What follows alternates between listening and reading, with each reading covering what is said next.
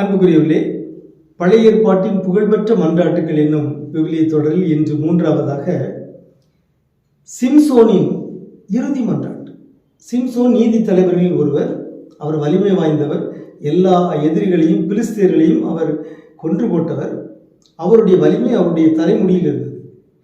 அவர் காதல் கொண்டிருந்த இந்த தெலீலா என்கிற பெண் அந்த ரகசியத்தை தெரிந்து கொண்டு எதிரிகளிடம் பிடித்து கொடுத்து அவங்க அந்த தலைமுடியெல்லாம் வெட்டி விட்டார்கள், மொட்டையடித்து விட்டார்கள். ஆகவே இவருடைய வலிமை குன்றி விட்டது.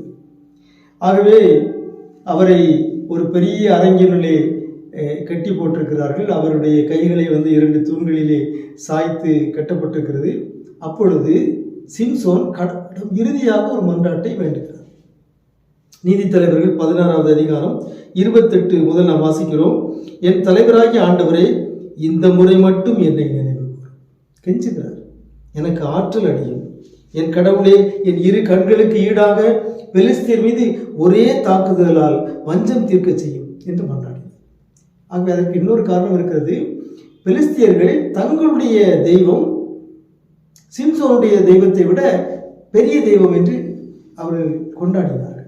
எனவே கடவுளுடைய சார்பாகவும் சிம்சோன் பேசுகிறார்.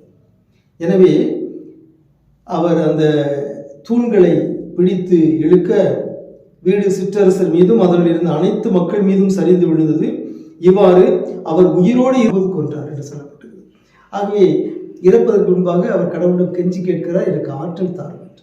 கடவுளும் அந்த மன்றாட்டை கேட்டு அவருக்கு ஆற்றலை அருளினார், பிலிஸ்தியர்களை வீழ்த்தினார். இது ஒரு அருமையான ஒரு இறைவேண்டல். உங்களுக்கு அமைதி உரித்தாக.